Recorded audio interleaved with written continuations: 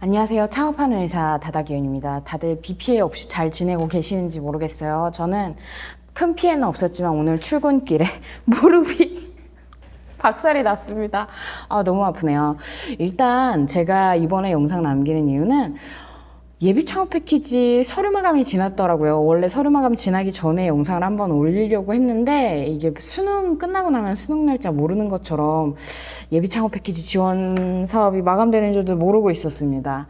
사실 그래서 그런지 한 일주일 사이에 저에게 사업 계획서에 대해서 물어보시는 분들이 꽤 있었어요. 그래서 그분들 같은 경우 사실 그런 질문을 받았을 때 왜 나한테 물어보지? 나 아는 거 별거 없는데 라는 생각을 주로 했었는데, 중요한 게 대학교 다니면서도 저희가 교수님께 여쭤봐야 될 부분이 있고 바로 1년 위에 선배한테 물어볼 부분이 있잖아요. 그런 1년 위에 선배한테 물어보는 기분으로 저한테 여쭤봤던 것 같아요. 가장 최근에 이제 합격을 했었고, 중요한 부분은 사실 같은 질문을 하더라도 결국 교수님께서 답변을 해주시는 거랑 또 바로 위에 선배가 답변해 주는 거랑 절대 다르거든요.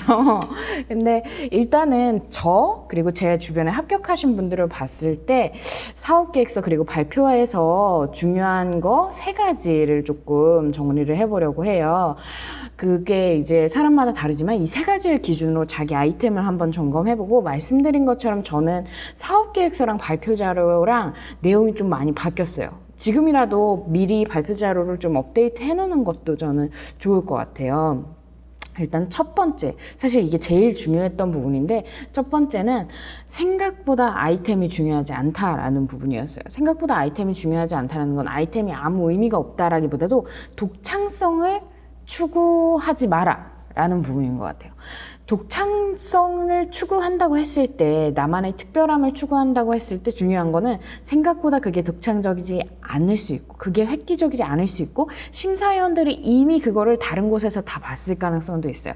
제가 이전에 심사위원들과 이제 대화를 했을 때 이래서 심사위원들이 좀 깐깐하게 질문을 하는구나 영상에도 남겨놨듯이, 저희 아이템이 그렇게까지 특별한 게 별로 없는데 내 아이템이 특별한 걸로 사업계획서나 발표 자료를 승부하려고 했다가는 아무래도 큰 코 다치겠죠. 이미 심사위원들이 한 10번쯤 봤던 건데 이게 특별하기 때문에 된다라고 얘기를 했을 때 그게 아무래도 선정될 가능성이 특별히 높진 않은 것 같아요. 게다가 중요한 부분은 그런 아이템들이 지금 없다라는 게 과연 진짜로 없는 것일지, 아니면은 있었는데 망하거나 있었는데 잘 안 되거나 뭐 그런 경우일 수도 있는 거거든요.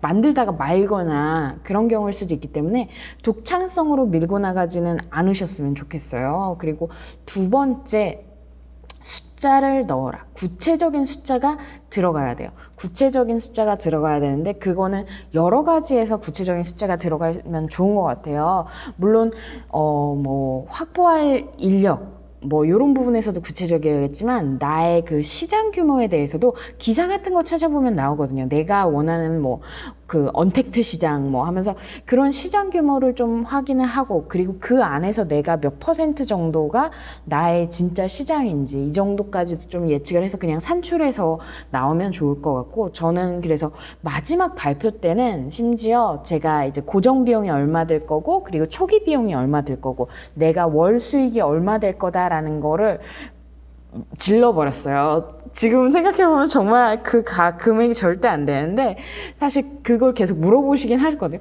이 매출이 나온다고요? 그래서 목표를 그렇게 하고 있습니다 라고 얘기했는데, 어찌됐든 구체적인 숫자로 나의 그런 그 시장 규모, 그리고 내 말씀드렸듯이 고객 풀, 그리고 그 중에서 내가 얼마를 차지를 해볼 것인가, 그런 거를 좀 숫자로 계산을 해보시고, 마지막으로 3번째는 그 아이템이 아까 중요하지 않다 그랬다면 중요한 건 뭘까라고 생각해보면 저인 것 같아요. 대표자.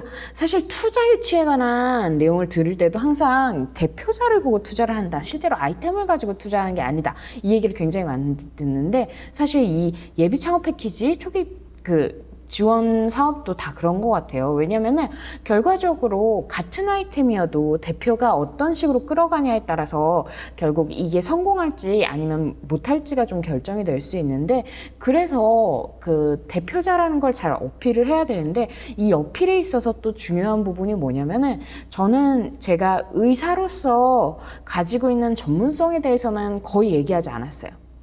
그 이유가 뭐냐면, 의사라는 타이틀만으로, 가정의학과 전문의라는 타이틀만으로도 제가 전문성을 가지고 있다라는 부분은 어느 정도 짚고 넘어간 거거든요. 근데 그거에 대해서 그 아까운 시간, 그 아까운 5페이지, 5분 그 안에 그거를 넣기가 좀 아까워요. 근데 그거를 가지고 활용할 수 있는 부분들, 내가 의사임에도 불구하고 조금 다른 부분을 가지고 있었던 것들, 그리고 내가 꾸준히 활동해온 무언가가 있다는 거, 그런 부분들, 특히 이게 제가 그 스타트업 부팅 프로젝트 인천 콘텐츠랩에서 들었던 강의 중에 딱 얘기를 하는 게, 결국에는 두 가지, 만들 수 있냐, 팔 수 있냐, 이 두 가지인데, 만들 수 있냐가 전문성이고 팔 수 있냐가 결국 영업이나 마케팅이라고 생각하시면 돼요. 근데 내가 이미 그 나의 그런 경력으로 이쪽 어느 한쪽이 증명된다면 그거를 계속 강조할 게 아니라, 예를 들어 막 박사가 나왔는데 내가 얼마나 대단한 박사인지, 내가 얼마나 대단한 연구를 하고 있는지, 이런 거에 시간을 낭비할 것이 아니라 마케팅 쪽을 실제로 어떻게 좀 가깝게 다가갈 수 있게 나의 성공 확률을 높일 것인지, 그리고 반대로 마케팅을 잘하시는 분이라면 내가 전문성을 갖추기 위해서, 실제로 이걸 만들어내기 위해서 어떤 과정을 겪었는지를 사업계획서와 그리고 발표 자료에 담아주시는 게 좋을 것 같더라고요. 좋더라고요. 제가 느끼기에, 그리고 주변 사람들을 봤을 때도.